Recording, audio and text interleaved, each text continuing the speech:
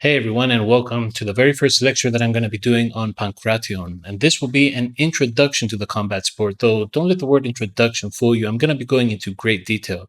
And I'm mostly going to be covering its history. So in this lecture, I'm going to go from the origins of pancration, from the Bronze Age, all the way up until the Archaic and Classical period of Greece.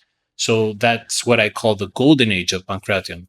Afterwards, I'm also going to cover how it existed in the Roman Empire, how it evolved in the East, how it existed in the Byzantine Empire, and then how we see it today, and hopefully how it can evolve in the future. So, when you think of pancration, what's the date that you believe, or what's the event that you believe that brought pancration to the forefront of combat sports in ancient Greece? If you've been following my channel, you'll know that that would be the ancient Olympics. However, the ancient Olympics have different dates that are associated with the very first event. What we know of, what most people know of, are what are called the Koroibos Olympics in 776 BCE. These are called the Koroibos Olympics because the very first Olympic event actually had just one sport, and that was the stadion race. And Koroibos was the first victor. That's why we call them the Koroibos Olympics. However, there are dates of a different set of Olympics that began all the way back in the Bronze Age. And we have three different excavations or archaeological findings that have this exact same date. And that is what you see here, 1580 BCE. So, before the Olympics of 776, we know that Olympic events were held in Olympia, but that they weren't consistent. In other words, they weren't happening every 4 years. Sometimes they take place, other times they wouldn't. Before the Archaic period is what we call the Dark Ages, because there's not a lot left from that time period. We don't have much text or imagery to tell us what was going on. So the Correbus Olympics, we actually have from a catalog of an Elian. Just for those that don't know, Elians were the people that actually held the Olympic events. They were the Hellenic, the umpires. They were the people that organized and ran the event. So the Elian Hippias wrote a catalog of Olympic victors and traced the first consistent Olympic events to 776 BCE. And he had two people actually be the founders of this first Olympic event, and that is Iphitos, and who was an Elian, and the legendary Spartan lawmaker Lycurgus. However, we don't really know if this account is actually true, because during the time of Hippias in the classical period of Greece, the Spartans were threatening of actually terminating Elian control of the Olympics and invading Olympia. So Hippias, by cataloging the Olympics, he wanted to tie the history of Sparta together with the history of the Olympics.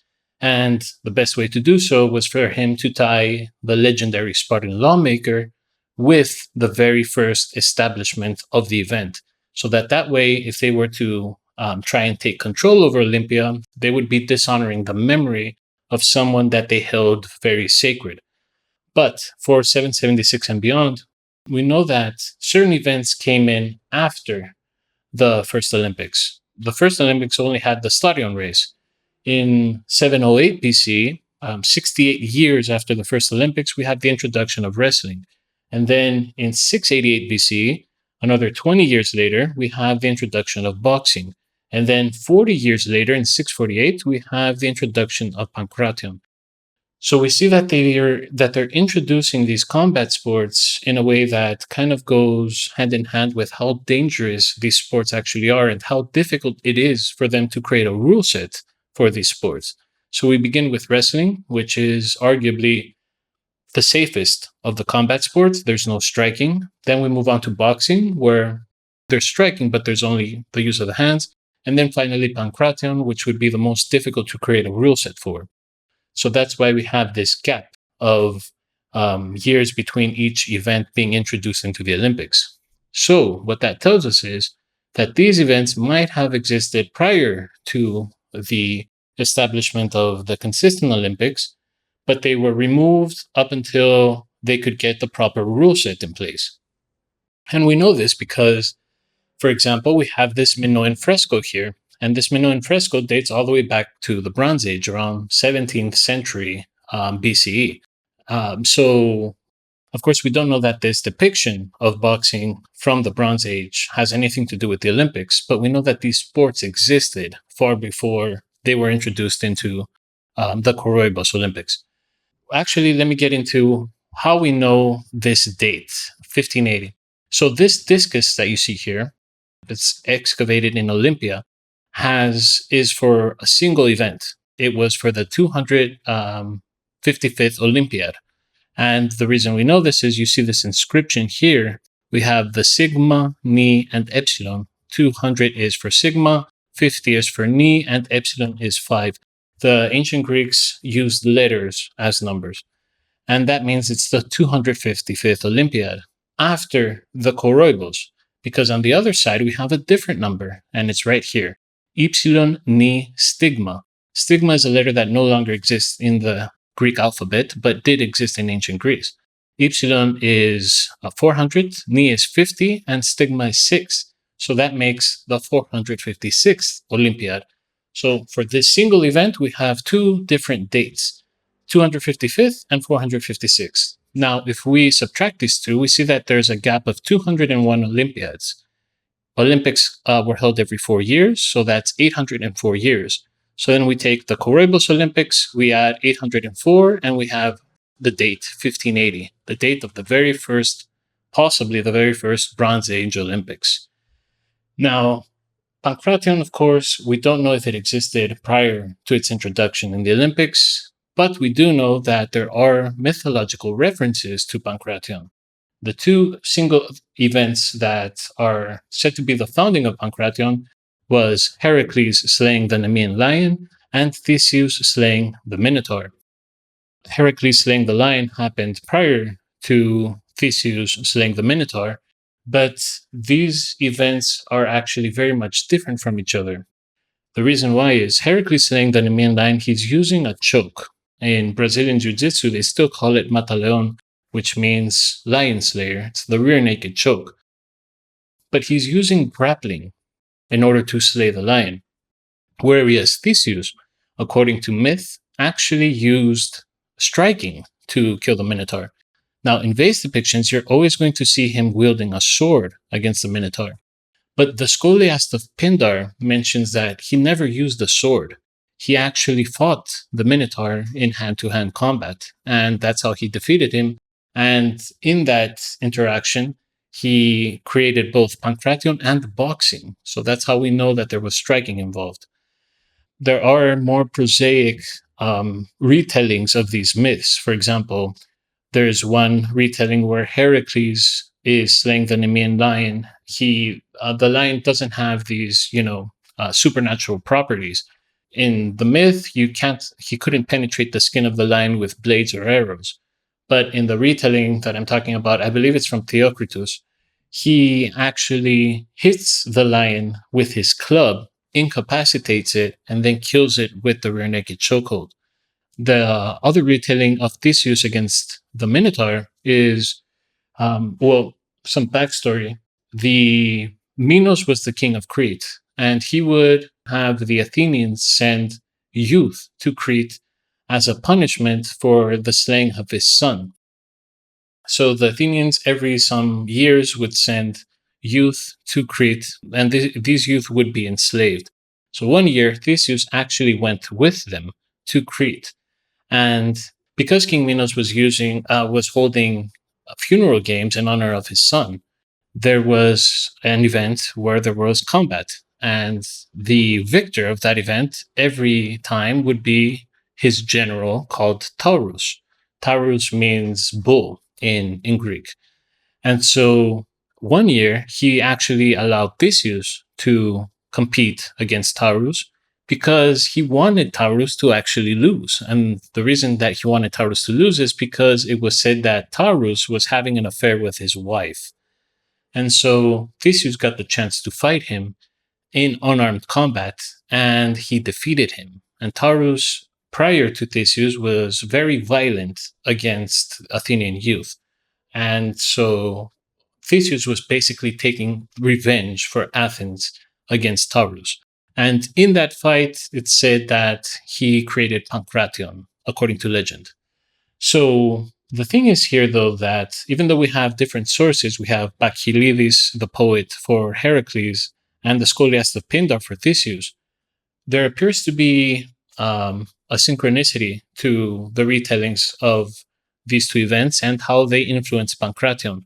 Because, as I mentioned, Heracles was using grappling, whereas Theseus was using striking. So they're responsible for different elements of combat in regards to Pancration. They founded different elements of the sport. Now, of course, there are other mythological events tied to these two heroes, like the slaying of Cercyon by Theseus, who was a groundwork specialist, and the slaying of Antaeus by Heracles, again, groundwork. So they both had to overcome groundwork using wrestling. Now, of course, I must mention that these might be actually anachronistic retellings of these events. So, of the mythology, that is. So, in other words, there's a very good chance that Pancration was, in fact, established in 648 BC, and the organizers of the Olympics, the founders of Pancration, used mythology in order to ground Pancration in the culture, in the ancient Greek culture and society, to make it more widely acceptable by the people that were going to go and view it. But what's the first depiction that we have of actual Pancration? That is likely going to be this vase here, and this is from 580 BC. And the reason why it's likely Pancration is because these two fighters are not wearing gloves. And we have an open hand in either defense or a strike, and we have this combatant throwing what appears to be a hook with the thumb up, where he's likely hooking with the inner side of the fist, meaning he's not using the base knuckles to hit the face of his opponent. And we know that this is an athletic event because we see wrestling here and we see the prize, this tripod, which is likely the prize for the bout, for the fight itself. But this, of course, amphora is from 580 BC, and before it, we don't really have other depictions that show Pancration from the 7th century, from when it was actually introduced. But what about text? What do we have in terms of text? And from here, we have Xenophanes. And for Xenophanes, we have a fragment from the 6th century BC. So again, around the same time of that vase depiction. And we see him mentioning Pancration as one of the events in the Olympics to gain glory. So first he begins with wrestling, then he talks about the painful art of boxing, and then the fearsome sport they call Pancration. So he's listing the combat sports one by one in order in which they were introduced and in order in which they took place in the Olympics. And here he uses the word fearsome, which is actually the nun in ancient Greece. And you might be familiar with this word because it's used as a prefix for the word dinosaur.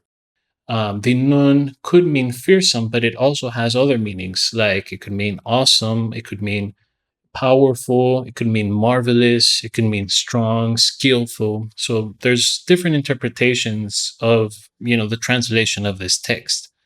But what about this inscription? We also have an inscription that actually likely predates Xenophanes. It's from 565 BC, and it's for Aristis, who won 4 times in Pancration in the games of Nemea.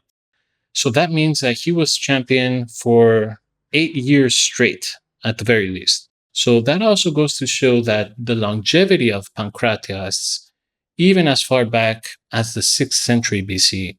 And the longevity means that the rule set was effective in keeping the combatants safe. Another little tidbit here is you can see Pancration is written with an N, a ni, instead of a gamma. So it's actually misspelled in this inscription, but that, however, tells us how it was pronounced. And it was pronounced Pancration and not Pagration, because the gamma kappa in modern Greek is pronounced like a G in English. So what we get from this is that Pancration was tied with glory and honor, even as far back as the 6th century.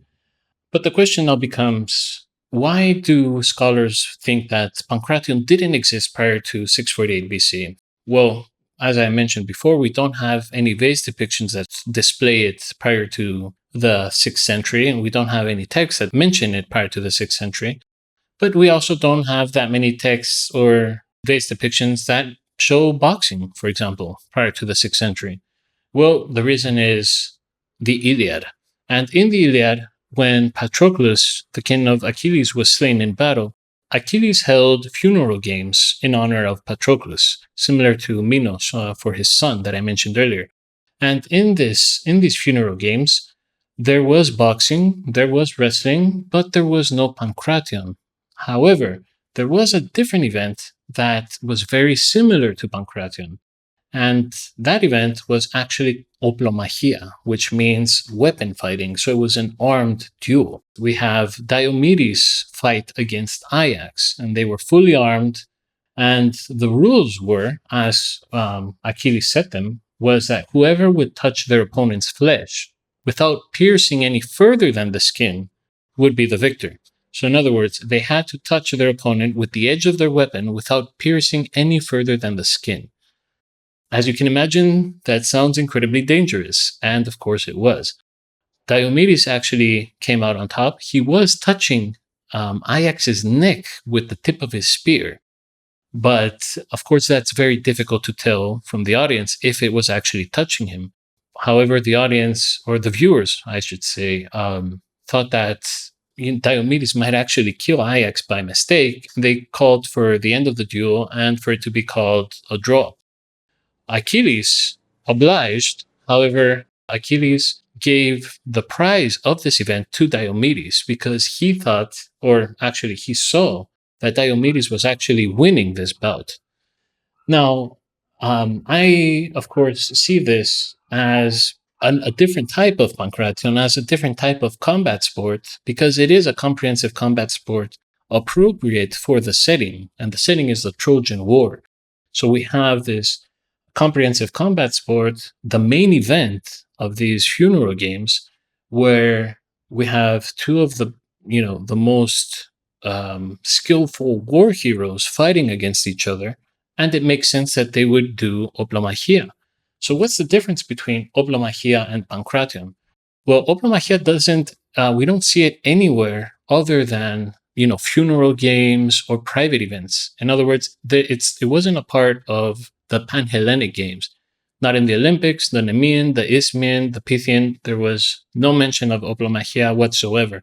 Likely because it was so dangerous, and none of the organizers of these events wanted fatalities to occur in their events. That's also why it's absolutely absurd that we hear today of these multiple deaths in ancient Greece, where the Pancratias would fight to the death and this and that. It's absolute nonsense. There were actually courts in city-states that would deal with deaths in athletic events, even if they were by accident. Mainly, if they were by accident, it was called the Delphinium in Athens. If someone accidentally killed his opponent, he would still have to go to court and prove his innocence for that. And if deaths were so common as they talk about them in these documentaries and whatnot, that court would be overrun with cases. So it makes no sense whatsoever. And then, of course, we also have the problem with jurisdiction. If, let's say, someone from Rhodes killed an Athenian, would that athlete from Rhodes have to go to court in Athens? How would they extradite him? I mean, it becomes a mess. And that's why the Eleans and all the Panhellenics had very rigid set of rules so that deaths would not occur, or even grievous injuries would not occur. Hence why we have so few examples of deaths actually occurring. Only one for pancration, even in epigraphic evidence. Prior to the Roman era, there's only one death, and that's of Archaic. So, in terms of Hoplomachia, though, we know about Hoplomachia also from Plato, who argued that Hoplomachia should replace boxing, wrestling, and pancration in the events because he believed that that would make the youth more ready for the battlefield. And so he wanted pancration to be, he wanted wrestling and boxing to be replaced with these armed duels, similar to the vase depiction. And he wanted pancration to be replaced with a battle of peltasts. Peltasts were a military unit that were extremely mobile. So that also shows us the way that pancration was held. It wasn't face to face as it was for boxing and wrestling. It was a far more mobile combat sport where they made full use of the larger arena. Um, so yeah, but Plato, the problem with what Plato was stating, which he acknowledges, is that deaths would be more common. And so his solution was that the two athletes prior to combat would preemptively, excuse their opponent if they were killed. So they would preemptively exonerate their opponent so that it wouldn't have to go through court. And he also didn't know what the rules would be. He doesn't suggest any rule set. He simply says that they should bring, the best experts of the sport to come up with a rule set. So, of course, that's not very practical at all and shows that Plato wasn't very akin to, even though he was likely a wrestler, um, it's very strange that he didn't believe that combat sports actually helped increase the combat prowess of the athletes for war. I don't think Hoplomachia would be very wise given that so many deaths would occur of some of the best warriors that each city state would actually have. But that's about it for Pankration's origins, all the way up until Pankration's golden age, which is what I'm going to be going over in the next lecture. Normally here I'd be doing a Q&A, but I didn't receive any questions. So for the next time, if you have any questions at the end of the lecture, I will be doing another Q&A and I will be answering your questions. So let me know in the comments or send me a DM, whatever you like, so that I can address the questions in the next lecture. They don't have to be for the lecture that I just did. If you have any questions on Pankration's golden age from 600 to 300 BCE, this is actually the period where I specialize in.